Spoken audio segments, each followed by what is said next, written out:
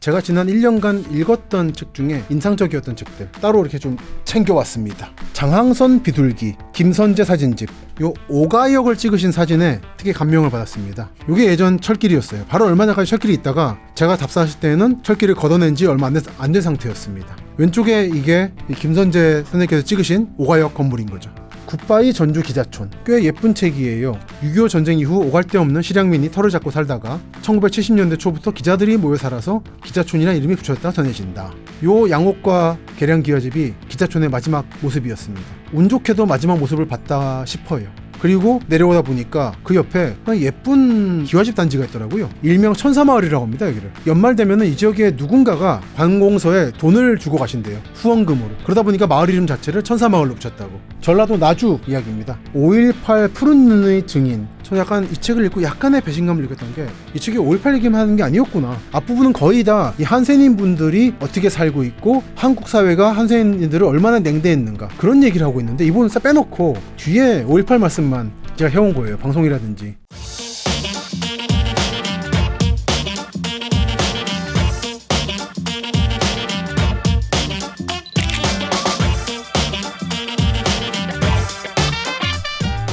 안녕하십니까. 여러분의 도시로 찾아가는 김시덕입니다.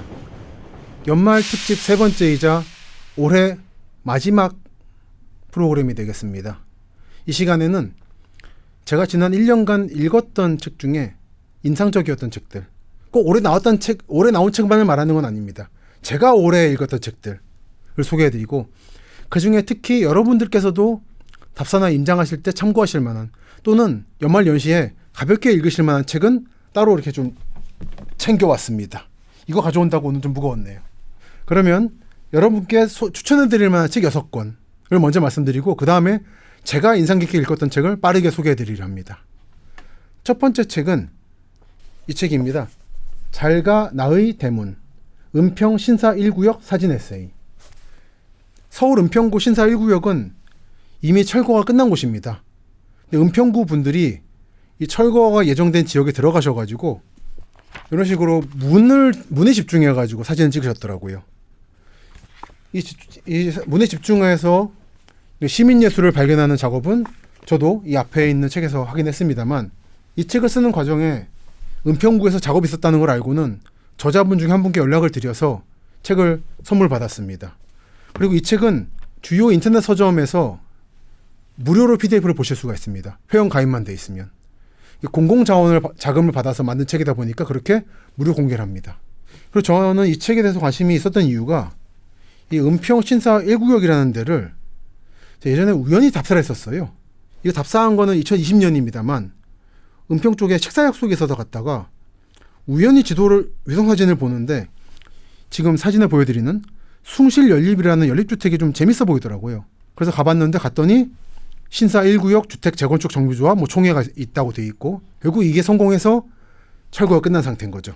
이게 숭실연립, 오른쪽은 구마을, 북쪽에는 아파트가 들어서 있는 풍경이 펼쳐져 있었습니다.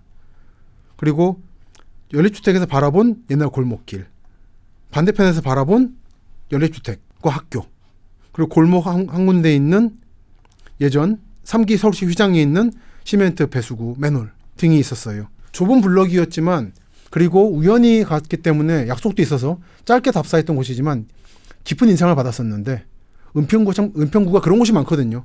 작게 재개발되면서 7, 80년대부터 사람이 살다가 특별한 기록을 남겨지는 일도 없이 철거되는 곳이 많은데 그중 한 블럭을 은평구 분들이 이렇게 책으로 엮어주시고 그리고 또 시민들이 볼 수 있게 무료로 PDF를 공개해 주시는 게 감사해서 여러분들께도 소개를 해드렸습니다.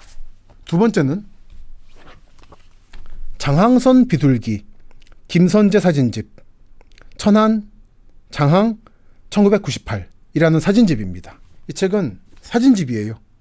장항선이라 그러면 충남 서북부를 운행하는 열차죠. 이 열차를 어느 해에 이 사진가 김선재 사진가께서 다니시면서 찍은 사진들입니다. 저는 그 중에 요 오가역을 찍으신 사진에 특히 감명을 받았습니다. 보시면 열차가 운행하던 때죠. 역장께서 이렇게 안내해 주시고 여기는 그 당시 정식 역이 없었습니다. 그래서 간이 역사가 있고 차장이 내리셔서 표 끊고 가는 형태였어요. 98년 11월 12일에 찍었다라고 돼 있죠.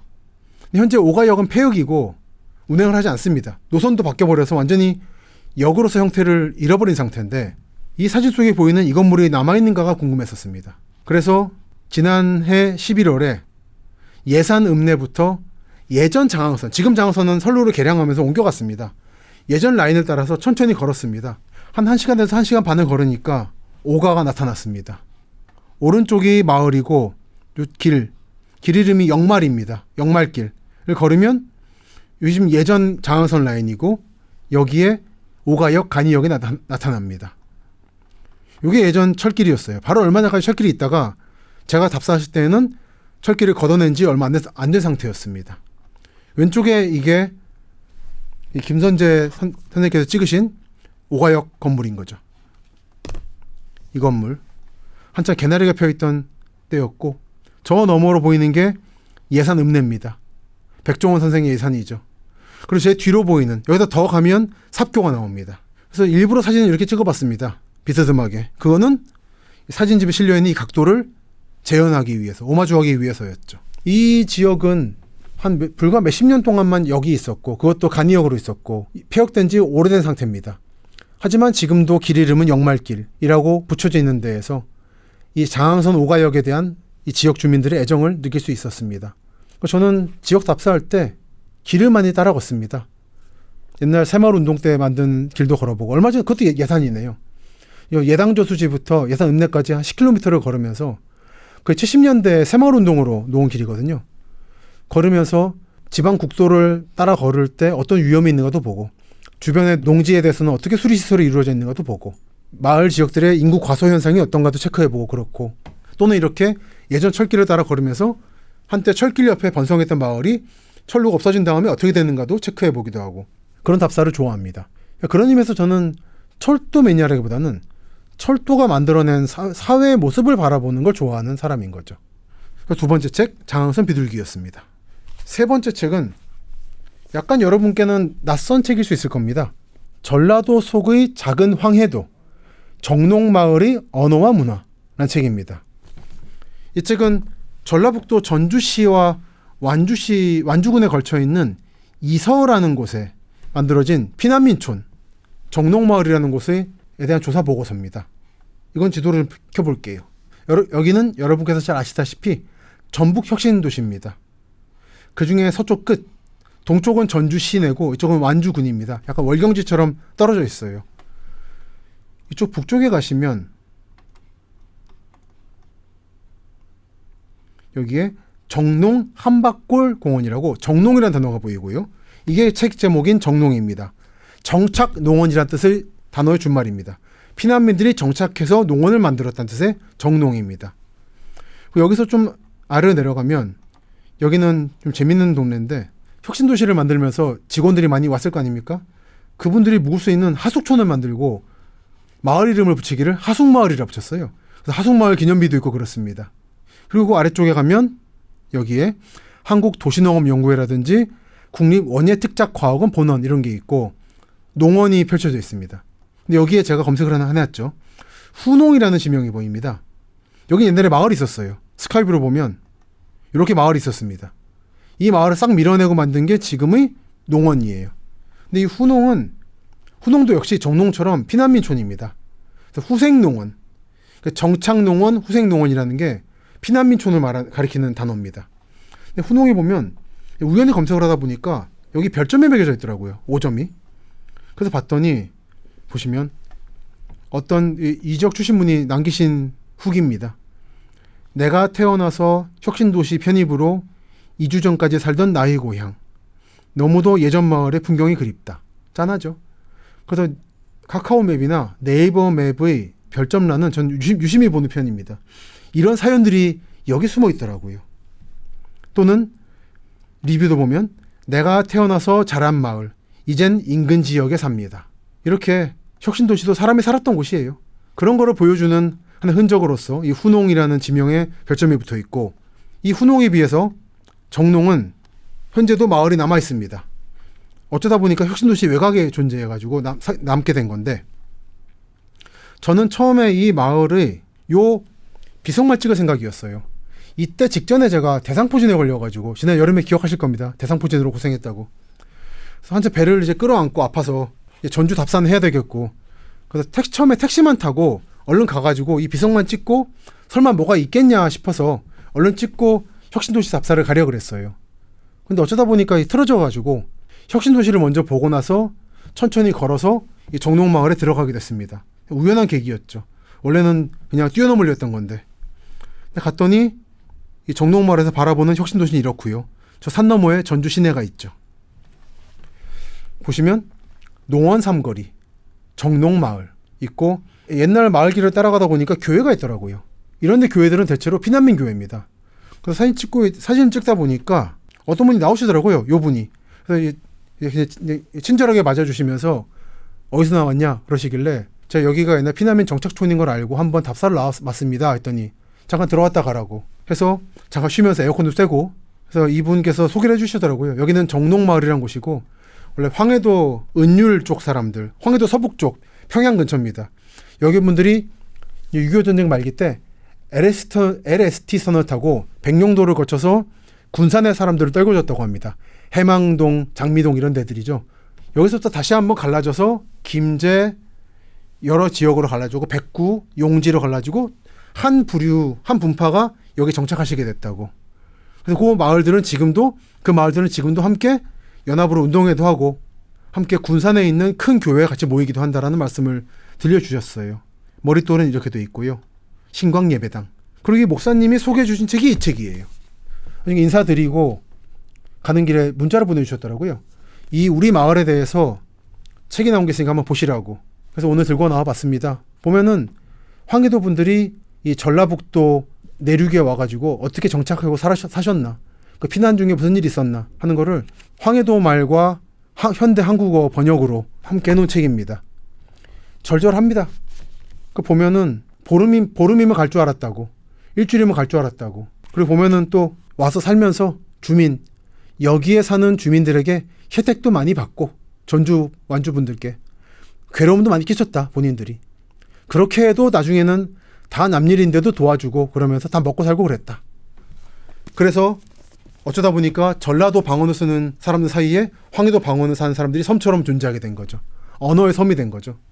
그래서 그런 독특한 마을이 이 정록마을이고, 그 마을의 기록이 이 책이라서 올해 참 인상적인 경험을 한 책이었습니다.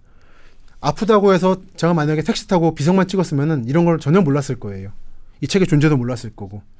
그런 의미에서 참 내가 아픈 건 아픈 거고 할 답사는 해야 된다. 철저히 해야 된다.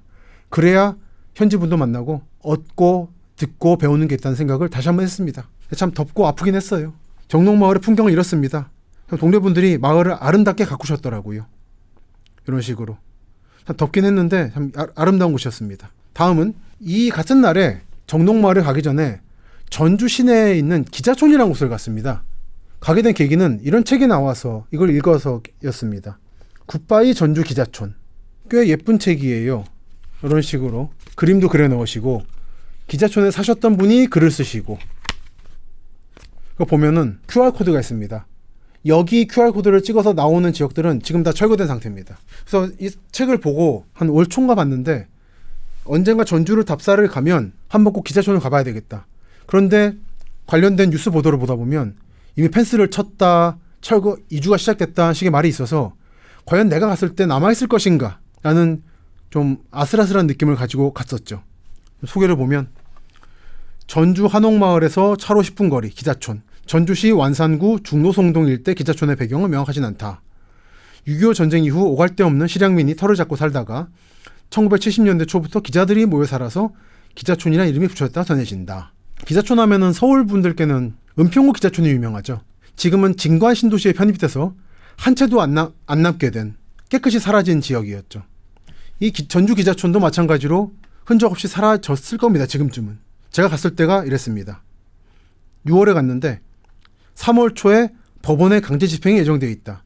근데 제가 갔을 때까지는 강제 집행이 완전하게 안 끝났는지 일부 건물이 남아 있었습니다. 그리고 중간에 도로가 아직 막히지 않은 상태였어요. 반대편에서 맞은편으로 가시는 지역분들이 통과할 수 있도록 큰 길이 열린 상태였습니다. 그래서 저도 어느 정도 안심을 하고 답사를 했고, 이렇게 길 한복판에 남아있는 몇 채의 집을 좀 꼼꼼히 볼 수 있었습니다. 이런 식의 집이 있었고요. 보면 이렇게 나가라고 스타콤도 있고 안에 들어가니까 언제까지 나가라고 하는 명도집행 안내서가 붙어 있더라고요. 그리고 그 양옥집에서 바라본 기자촌의 남은 부지입니다. 이 굿바이 전주 기자촌에 남아있는 그려져 있는 집들은 이 벌판 위에 있었을 겁니다. 그리고 양옥집 옆에는 전주시 계량기와집도 있었습니다. 흔히 보시는 계량기와집이죠. 익선동이라든지 가면 많이 볼 수 있는. 그리고 방금 보여드렸던 양옥집과 한옥집을 반대에서 바라본 경관입니다. 제가 갔을 때에는 저 끄트머리 쪽에 몇 채의 빌라가 남아있는 거 말고는 목욕탕하고 요 양옥과 계량기와집이 기자촌의 마지막 모습이었습니다. 운 좋게도 마지막 모습을 봤다 싶어요. 그리고 내려오다 보니까 그 옆에 예쁜 기와집 단지가 있더라고요. 양옥집도 있고 기와집도 있고. 보니까 전주분들께 물어보니까 여기는 꽤 요즘에 핫해지고 있는 곳이라고. 일명 천사마을이라고 합니다. 여기를. 연말 되면은 이 지역에 누군가가 관공서에 돈을 주고 가신대요. 후원금으로. 그 부르유 도우라고. 정체를 안 밝히고 있어서 매번 전주 지역이라든지 전국구 네트워크에서 그 이름 얼굴 없는 천사에게 감사의 뜻을 표하는 게 연례 행사가 되어 있습니다. 그러다 보니까 마을 이름 자체를 천사마을로 붙였다고. 그래서 기자촌은 사라졌지만 이 천사마을에 주거단지가 남아있어서 앞으로도 요건 당분간 남아있어서 어쩌면은 전주 한옥마을처럼 또 하나의 핫플레이스로 바뀌지 않을까라는 짐작을 하고 왔습니다. 다음은 전라도 나주 이야기입니다. 5.18 푸른 눈의 증인 폴 코트라이트 회고록. 1980년 시점에 나주에 와 있다가 5.18 광주 항쟁을 목격한 분의 증언집입니다. 유명한 분이에요. 광주 항쟁에 대해서 외국인의 눈으로 증언을 남긴 것이기 때문에 그런 분이 몇 분 계신데 그 중에 한 분입니다. 근데 기존의 언론이라든지 정치권에서 이 책을 말하는 걸 보면 광주 얘기만 했어요. 저도 그래서 처음에는 그냥 광주 얘기인가 보다 싶었는데 책을 보니까 뜻밖의 호혜원이라는 얘기가 많이 나옵니다. 이게 뭐냐면 지금 나주 혁신도시 옆에 있는 음성한센인 적작촌입니다. 제가 예전에 답사를 갔던 곳이에요. 이 나주에 현혜원하고 호혜원이라고 하는 두 군데의 음성한센인 분들이 정착하는 곳이 있거든요. 그 나주 혁신도시 가신 분들이 주변에 돼지 냄새가 난다고 축산 냄새가 난다고 하는 게 이 한센인 분들이 돼지를 치면서 난 냄새입니다. 그냥 냄새 난다고만 하시는데 원래 그분들이 좀 땅끝까지 몰려가지고 박정희 대통령 때 유경수 여사가 시대지를 줘서 기르게 한 게 이분들 자활을 위해서 기르게 한 게 이 한센인 집성촌, 한센인 집결지 스타트였죠. 그래서 저 약간 이 책을 읽고 약간의 배신감을 느꼈던 게 이 책이 5.18 얘기만 하는 게 아니었구나. 앞부분은 거의 다 이 한센인 분들이 어떻게 살고 있고 한국 사회가 한센인들을 얼마나 냉대했는가 그런 얘기를 하고 있는데 이분은 싹 빼놓고 뒤에 5.18 말씀만 제가 해온 거예요. 방송이라든지. 약간 놀랐습니다. 볼까요? 이 책에 있는 내용입니다. 당시 한국에는 100여 개의 나환자 정착촌이 있었는데 적게는 25명에서 많게는 400명 정도의 나환자가 생활한 곳도 있었다.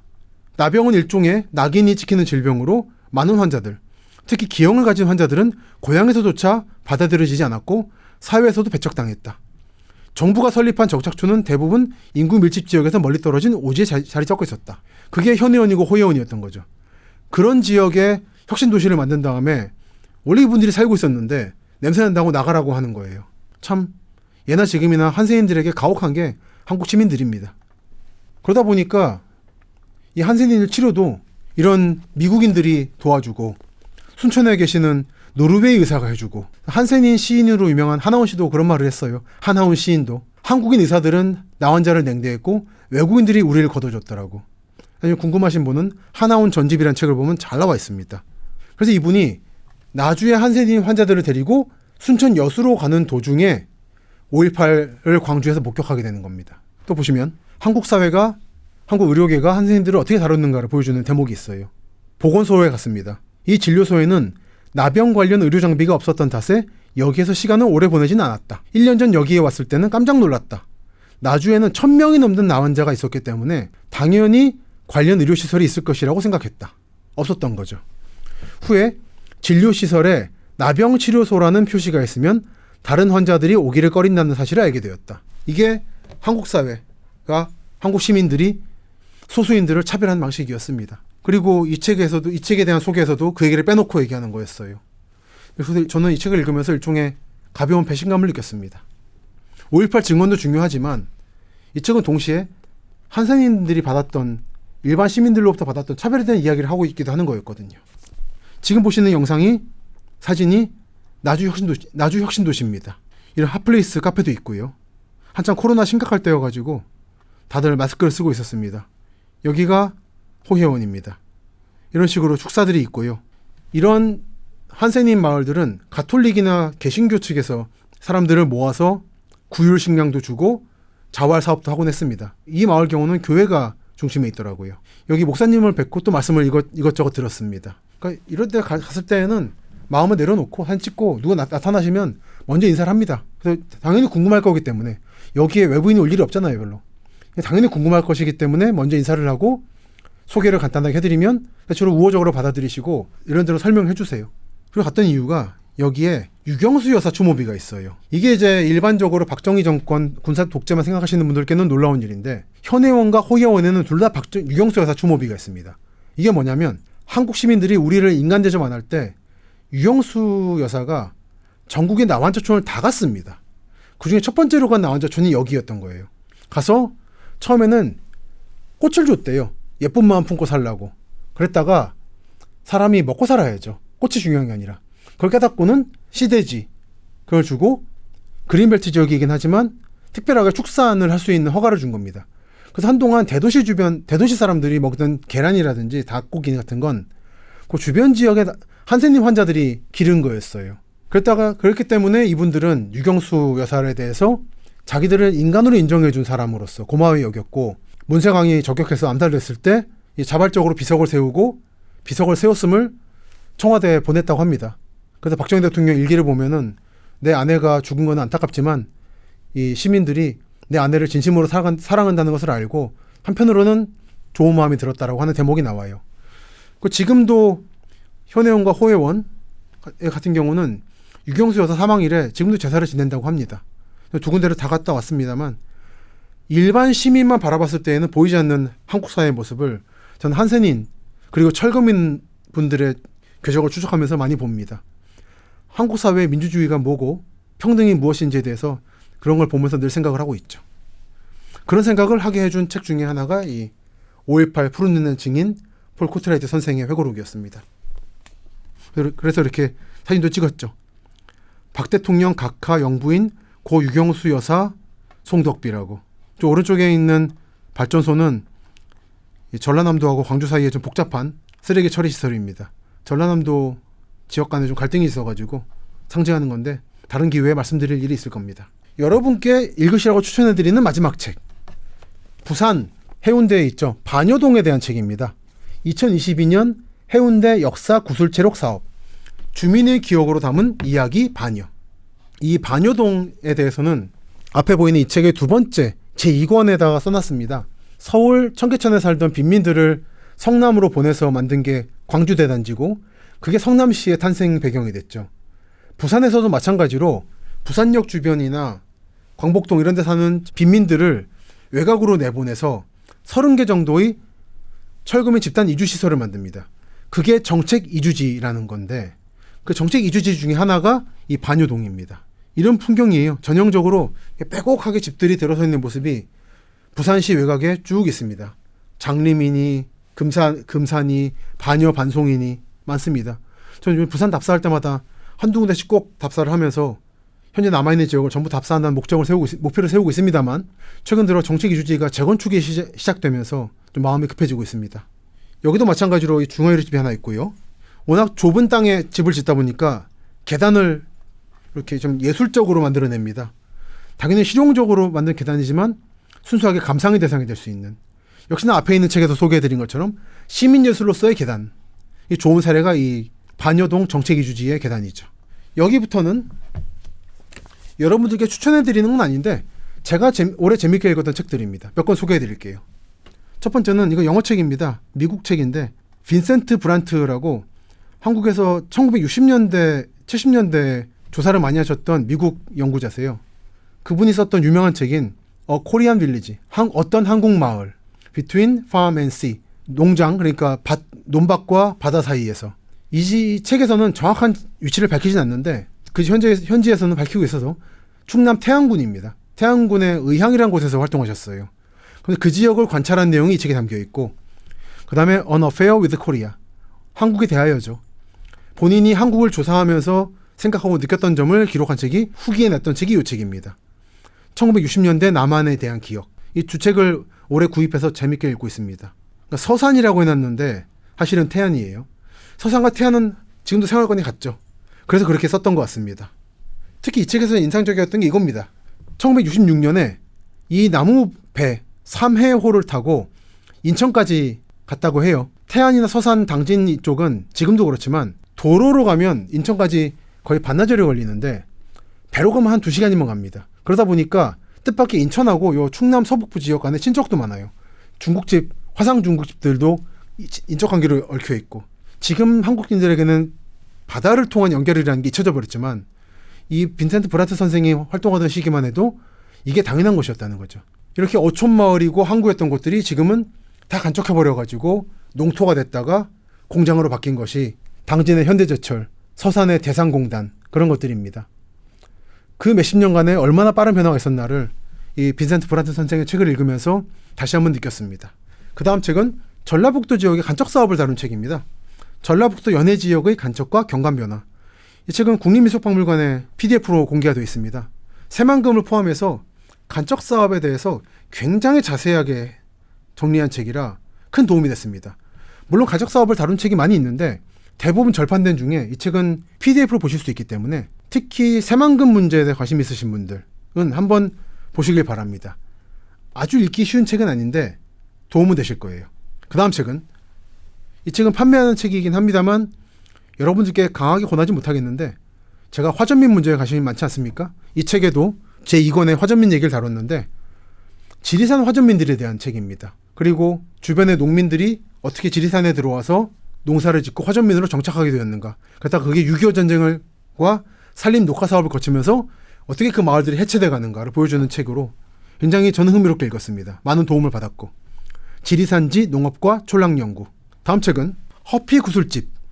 이게 무슨 제목인가 싶죠? 미국에서 만든 조직인데 한국의 도시개발을 위해서 만든 조직입니다. 여기에 오스왈드 네글러 같은 분들은 한국 초기의 주택단지 그리고 목동신도시 개발에 큰 역할을 했어요. 근데 그게 그동안은 이 건설업계나 도시계획업계 사이에서 전설처럼 돌아다녔는데 그랬다더라. 이번에 관련자들의 구술 인터뷰가 책으로 엮여 나와서 흥미롭게 읽었습니다. 허피 구술집 1964-1967. 목동 신도시까지 이어지는 도시계획 과정에서 이 허피가 한 역할이 크거든요. 관심 있는 분들은 보시기 바랍니다. 근데 읽기 쉬운 책은 아니에요. 그리고 오스왈드 네글러하고 인터뷰한 내용은 그냥 영어로만 나와 있기 때문에 약간의 영어 독해가 필요하실 겁니다. 다음은 화제의 책이었죠. 세계적으로 화제했던 책이고, 요즘 반도체 문제가 예민합니다만 그 반도체 전쟁에 대한 상황을 개괄적으로 이해하기에 좋은 책, 칩 오어. 누가 반도체 전쟁의 최우승자가 될 것인가. 크리스 뮬러 지음, 노정태 김. 제가 굳이 부연할 필요가 없을 정도로 훌륭한 책이죠. 다음, 저는 개인적으로 한국이 중화민국, 타이완과 단교하고 중화인민공화국, 중국과 수교하는 과정에서 한국 사회가 가지고 있는 냉혹함, 이익이 되면은 지금 현재 친구도 가차없이 버릴 수 있다라는 그런 모습을 관찰하곤 하는데, 그 대만과의 단교 과정을 당시 외교관분이 정리한 책이 지난해쯤에 나와서 올해 재밌게 읽었습니다. 대만 단교 회고, 중화민국 리포트 1990-1993. 한국이 그렇게 매몰차게 버렸던 타이완이 이제 다시 중국 포위망에서 핵심 역할을 차지하게 됐고, 칩포 동맹이라고 한국과 타이완이 함께 묶이기 시작했죠. 이런 과정을 이해하기 위해서 이 중화민국 리포트 그리고 칩오어 등을 함께 읽으시면 좋을 겁니다. 다음은 제가 오늘 새벽까지 읽었던 책인데, 로버트 카플란이라고 미국의 기자분이시죠. 유명한.